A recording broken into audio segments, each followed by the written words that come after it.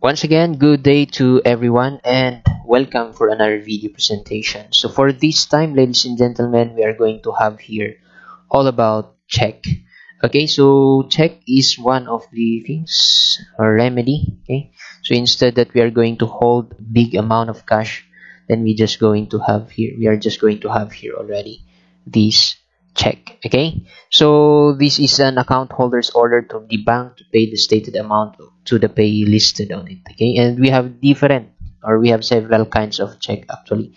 So on the following slides, we are going to talk about those kinds of check that we have. Okay, and the content, of course, of this of the check we have here. Okay, or yung tinutukoy po dito na drawer is yung tao na nag-order. Okay, nag-uutos. Okay, na bayaran yung nakapangalan or yung nakalagay na pangalan doon sa cheque mismo. Okay, so with that, syempre the amount or the monetary amount that will be given to that person named on the check. Okay, the date, kung kailan niya pwedeng i-claim or hanggang kailan yung validity, and as well as to the name or a payee on the check, okay, or kung sino yung beneficiary. And of course, the person need to sign it, okay, ordering the bank, okay, known as the drawee, to pay the person or company the amount of money stated. Okay, so those are the basic things that should be written or that should be presented on the check, okay, in order for it to be valid or in order for the bank to recognize it as a check. So here we have the different kinds of check. Okay, so we have here number one, we have here bearer checks. Okay, bearer checks, it says here that this is a payment or the payment is made to the person bearing or carrying the check. So it is not necessary in this kind of check, it is not necessary that the payment is given only on the person stated on the check. Okay, but in here it can be, okay, it can be paid, okay, even though that the person even though that the person is not the one that is named on the check, but still he can be paid, okay, or he can claim the payment, okay, for the check. Okay, so the bank needs no other authorization from the issuer to be allowed to make payment. Okay, so if the person, okay, if you are or the person carrying the check to the bank, then he can be issued the payment, as I've said a while ago. So that is for the bearer check, and we are going to compare it with order checks. Okay, so the difference between order checks and bearer checks. Okay, so in here, in order checks, it is only payable to the person specified on the check. Okay, so hindi pwede na ma-receive ito ng ibang tao. Okay, it is exclusive or dun lang mismo dun sa nakapangalan or kung kanino nakapangalan yung bayad para sa check na yun. So sa kanya lang pwedeng i-release, okay, yung payment ng bangko. Okay, so for the bearer check, pwedeng kahit sino lang yung nakahawak, okay, or the person who is carrying or any person carrying the check, okay, and he can receive the payment. But dito sa order check, kung sino lang yung nakapangalan, then siya lang din yung makaka-receive. So this is safer, I should say, than the bearer check. Okay, so we have here another one. On the next slide, an example of order check and bearer check. So paano natin ma-identify na yan ay order check or yan ay bearer check? So kung mapapansin niyo sa order check, in here, dito yung papansinin natin. Kung mapapansin niyo dito, naka-slash yung bearer, okay, or yung or bearer. So ibig sabihin kapag naka-slash po yan, ibig sabihin that is an order check. So kinakailangan kay liamin lang dapat may release yung payment. Okay? So ngayon, meron din tayo dito sa baba, bearer check naman. So kung mapapansin niyo dito, hindi po yan naka-slash. So ibig sabihin, ito ay bearer check. Okay? So pwedeng kay liamin or the person who is carrying the check as well. Okay? So that is for bearer check and then order check. Okay? Ganon din dito sa kabila. So anong klaseng check ito? Mapapansin niyo hindi po yan naka-slash. Okay? then we are going to consider it as order check. Okay, as well as here. Okay, dito naman, naka-slash siya. I should say in here, it is a better check kasi hindi siya naka-slash. And on the other hand, below, here, it is an order check because it is slashed. So, kay ano lang dapat may release yung pera? Kay Ankit Sharma. Okay, so that is the difference between those two. And we have here uncrossed or open check. So, it may be, okay, combination. So, a better check or order check, okay? So, it may refer to a better check or an order check, okay? So, now we have here antedated checks, okay? Antedated checks by the word ante, okay, or before, okay? Ibig sabihin yan before. Actually, ang initial word na ito or ante means before, okay? Kaya description yan, okay?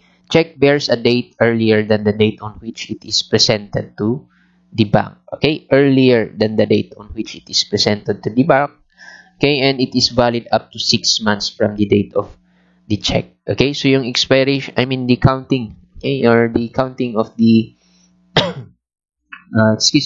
of that 6 months or maybe less than 6 months will start from the date that it is released, okay? So yun, just like in here, we have here an example of antedated check, okay? So the date that was it was released, that was it is made, okay? So as you can see, it is 12, so that was December, this is a day, okay? So that is November 12, 2017, okay? And it says in here valid for 3 months, okay?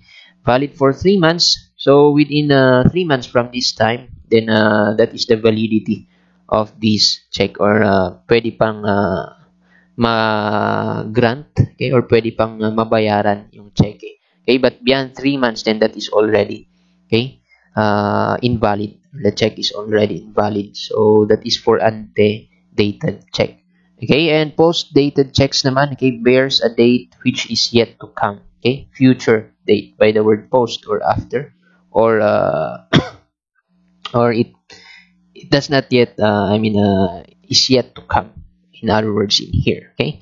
So anyway, future date yung nakalagay, or kung kailan pa niya dapat niya, or kung kailan niya marireceive or pwedeng ma-receive yung cheque. So it cannot be honored, okay? It says in here, it cannot be honored earlier than the date on the check, okay? So kinakailangan dapat makuha mo lang to, or pwede mo lang tong maipalit on November 10, 2017, okay? So doon mo lang pwedeng maipapalit ang cheque na ito, okay? Kabaliktaran to ng ante-dated check. So kung sa ante-dated check, you can have it, okay, before na mag-lapse yung 3 months or 6 months, okay, you can still get it. However, post-dated check, okay, you cannot receive, or you cannot be honored with the payment if that is not yet, if this date has not yet come, okay? So that is for post-dated checks. Next, stale checks naman, okay? So it says in here that an uncashed check that's more than 6 months old, okay? So anyway, this kind of check, still they can some bank, they can still change this, okay? So hindi niya na-uncash, okay? Or hindi niya nakuha, okay, within or more than 6 months, okay? So an uncashed check that's more than 6 months old, okay, we are referring to it as stale checks, just like in here that it was dated, okay, March 26, 2014, and if it is uncashed, okay, more than 6 months, okay, then still we can say that it's now a stale check. Pero anong sabi dyan? Pwede po ba nating may papalit ito? Pwede pang ma-credit ito? Or pwede pang ma-honor ng mga bangko ito? Okay? So it says here that all the banks, credit unions, other financial institutions, okay, might let you cash or deposit an outdated check. into your account. Okay? So anyway, the law doesn't require them to do so, kaya pwedeng hindi nila ito palitan. Okay? So stale checks. So just take note, if it lapses, okay, uncashed check that's more than 6 months old, okay, more than 6 months, pag exceeded na ng 6 months, then we can say that the check is already, okay, invalid, right? So anyway, within that more than 6 months, okay, that's more than 6 months, then we can say that it's stale check. Okay, and we have here a personal check naman. Okay, so ito naman yung hawak-hawak ng mga, let's say, a business, those individuals that have a business. Okay, so yun, meron silang personal check. So ito yung binibigay nila sa bawat tao na nakaka-transact nila. Okay, or gusto nila na bayaran since wala silang dalang cash. Okay, so individual slips of paper issued by the bank, okay, wherein he registered or we have his account, okay, and then that come with your bank routing and account number on them, okay, and with that, some of the things that you are going to consider when it comes to personal check, okay, so they can create as many check. However, meron yung iba, yes, you can create as many as you want, okay, as many as you want, or as many personal check as you want per month without a fee. But exceeding, or there are some also when you exceeded or there's too much, okay, personal accounts that was made by you, then they can charge a fee for that. Okay, so personal check, we have here an example, blanco yung laman ng mga to. Okay, so ikaw mismo yung maglalagay kung kanino mo babayaran or sino yung gagrantan mo ng cheque. Okay, so you can include the amount as well as the date, as well as the, of course, the okay, kung ano yung dahilan bakit mo siya babayaran, the memo it's here, in here, okay, and as well as your signature also. Okay, so this is a basic things that basic contents of a personal check. Okay, and we have here a business check. Kaparehas lang siya ng personal checks, pero ang nakapangalan dyan is syempre, okay, hindi yung account number ng tao, okay, but the company itself, okay, the company itself. And yan, nakapangalan sa company. Then of course, yan ay pwedeng gamitin in their daily transactions also. So instead they are going to bring big or large amount of money, so they are just going to sign or create, or they're just going to avail this business check. Okay, so parehas lang din, blanco yung mga kung kanino mo babayaran, of course, yung ilang details dito, kung magkano yung amount na ibibigay, and then the signature of the representative, okay, or signature of the owner of the business, okay, or the company itself. So that is for business check. Cashier's check naman, parang business check din siya. Okay, however, the one that who will be signing is, of course, the representative, or of course the one that is in the cashier also. Okay, so this is also preferred by business, okay, sabi dyan, business, okay, businesses or business establishments for large purchases. So yon, pag-usapang business yan, or for pag-usapang organization, ang pera lahat ay sa cashier. So siya yung lahat na mamahala doon. So that's why it is really preferred, because he has the one, or he's the one that is the official one, okay, to take charge with their cash. Okay, so this is being signed by the cashier or by the representative, or who is taking charge on the cashier itself, right? So parang personal check or parang business check lang siya. However, it is on the part of the, or it is made by the cashier, okay, officer, or the representative, or simply the one that is assigned on the cashier's office. Okay, so that is for cashier's check. Okay, we have here also traveler's check. So yun, kapag ikaw nga naman ay magta-travel, okay, so is it advisable that you are going to bring a large amount of money, okay, in cash? So it is not advisable. That's why some individual or some people or travelers, they prefer this kind of check, traveler's check. So it is very convenient for them to use during trips. So ito pa ay nung wala pang credit or debit cards, no? na ginagamit. So, old na to, traveler's check. So, katulad na lang to. An example is American Express Company. Okay? So, kadalasan ay, ito yung pinakauna na ginagamit nila. But by the time na lumabas na yung debit or credit cards, yun na yung ginagamit ng mga travelers. However, nung wala pa ang debit or credit cards, they are availing this traveler's check. An example, American Express Company, traveler's check. Okay? So, that is for this kind of check. So, with that, we have here also payroll checks para naman sa bayad sa wages. By the word payroll, syempre ito ay it is awarded to the employees. Okay? Employees of the organization. So, they're not going to release the cash, but they are going to give you the check, and that will be your wage for the whole month or for the time that you work with them. Okay? So, ang disadvantage nito in the part of the employee. Okay? So, meron pang, magkakaabala siya. Okay? Mag-aabala pa siya na pupunta sa bangko just to have this, okay, in cash. Okay? So, anyway, we are referring to payroll check. Just take note, it is a pay for the pay wages. Used to pay wages of the employees, of course. Okay? And then, as you can see, we have here an example on the fire department or on the yes. Okay, so this is mapapansin niyo, there is his employee ID number, and then date kung kailan yung kailan yung para saan yung sahod niya na to. Okay, ano yung date, okay, na inclusive dito, and the check number as well as the amount. Okay, check amount. Okay, and with that, nandito rin in words, and ito yung pangalan ng tao kung kanino or kung sino yung re-receive niyan. Okay, and then the authorized signature of maybe the cashier, or not the cashier, but maybe the authorized officer, okay, to release salary of the individual, maybe accounting office of the department. Okay, so there is also the validity of the check. And we have here oversized check. So, common po ito sa mga nanalo ng mga raffle draws, maybe. Okay?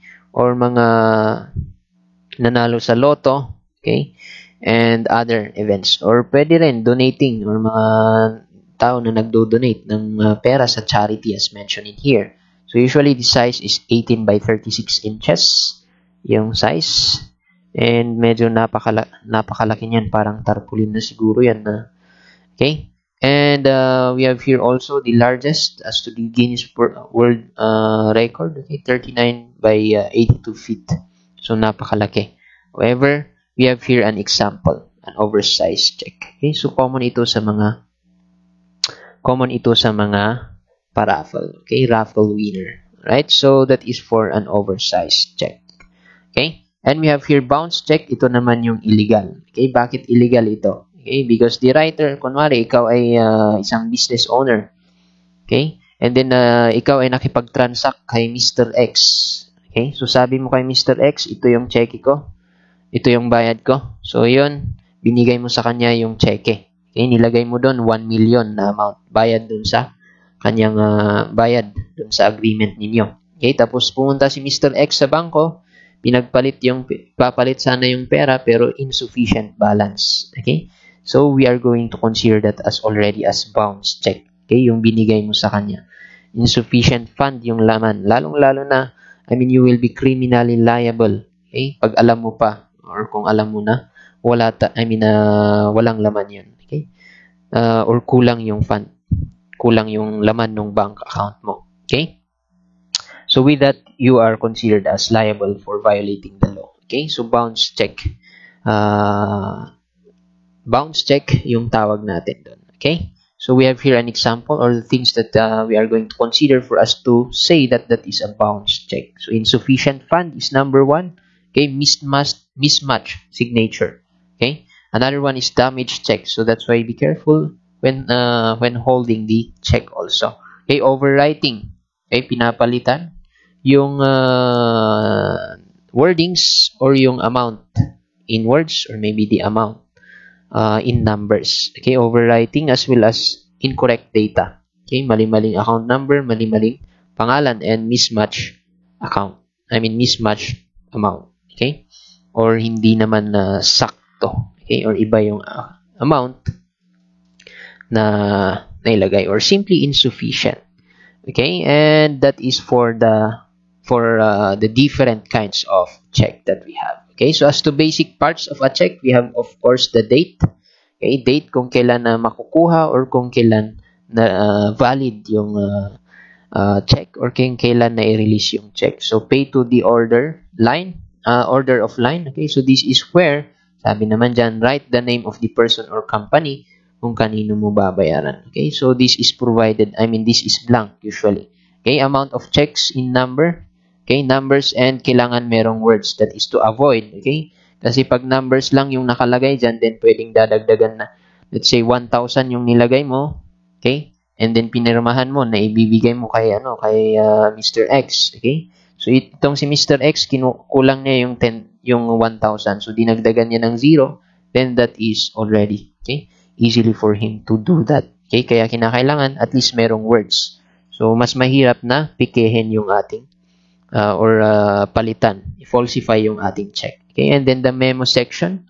Okay, this area is actually optional. Sabi naman dyan, hindi naman to mandatory part or mandatorily to be provided. Okay, so you can use the area.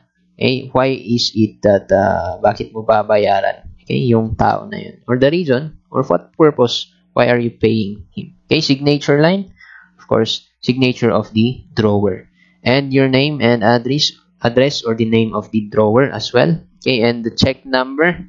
Okay, check number and codes for the state where the bank is located. Okay, or kung saan kasi meron tayo yung sa mga bangko, okay, merong silang kanya-kanyang code. Okay, code katulad ng sa offices ng BIR. Okay, BIR has a code for bawat offices nila in regions. Okay, or sa atin bawat city meron tayong zip codes. So ganun din po sa mga ating mga bangko. Okay, so codes, okay, for the state. So instead of kung saan nila pwedeng pwede nilang ipalit, okay, or maybe we'll handle the check, okay, na ni-release mo. And your bank's number and branch as well. Okay, so bank's number and yung branch and routing numbers. As we can see in here, we have here the routing numbers. Okay, that is included dyan yung account number mo. Okay, so anyway, those are the basic parts of a check. So as you can see, we have here the payer name and address, okay, or yung tinatawag natin na drawer, and of course the amount line, okay, and then the date. We have in here the check number. In here, bank fractional. Ito ang ito ay karaniwan dito 10%. So ang purpose nito ay para hindi ma-withdraw lahat-lahat. Parang maintaining balance, kumbaga. Parang maintaining balance kung ituturing ng iba. Okay, so yon, this is the amount, okay, na in bank fractional, ang ginagawa nila dyan, they are not letting that person to cash out, okay, lahat-lahat. So 10% usually dapat maiiwan sa bank account niya. So ang sabi nila dyan, advantage is not for them to withdraw all their money. Okay, so yon. However, merong disadvantage naman. Paano na lang kung kinakailangan ng tao? Okay, so anyway, that is for bank fractional. Amount box also in number, and payer signature. We have in here in this part, okay, the check number as well as the so dala-dalawa yung check number niya dito sa ganitong klase ng cheque. And then pay to order, okay, the payee, and of course bank information, kung saan sino yung namamahala, or saan yung nag-aasikaso nito or taking charge dun sa checking or sa account mo. Okay, and the memo line. Okay, so nakalagay dito yung purpose kung bakit niya babayaran si Mr. Anton. Okay, Anton School, or yung itong eskwelahan na to. Okay, talent show tickets is the reason. So anyway, that is for the basic parts. We have here still some basic parts. Still the name of the drawer, okay, and then blank yung pangalan, okay, ng payee, as well as amount of check numbers, check number, the date in here. We have here also the amount of the check in number, and it should be written. Okay, it is written. And we have here signature, routing, and account numbers, and of course what is the check for, or the what we are calling it as the memo. Okay, and overall those are the parts of the check. And as to the basic terminologies that you should keep in mind, pag sinabi po nating drawer, okay, that is the person or entity who makes the check. Okay, take note of that. Okay, and pay, of course, the recipient or the recipient of the money. So, kanino or sino yung babayaran, or kanino yung nakapangalan yung cheque na yun. Okay? Or kung sino yung makakapag-encash nun. Okay? And ito naman, siya yung nag-order, kung sino. Siya yung nag-order, or siya yung gumagawa ng cheque mismo, or nag-i-issue ng cheque. Okay? Drawee naman, okay, the bank or other financial institution where the check can be presented, okay, for the payment, or kung saang bangko pwedeng ipalit ni payee yung cheque. Okay? And the amount, of course, the currency, or how much is it. So these are the four main items necessary. 4 main items on a check. Okay. So overall, those are the things that I should, I want to share also with regards to check topics. Okay. So with that, ladies and gentlemen, thank you very much for watching, and till next time.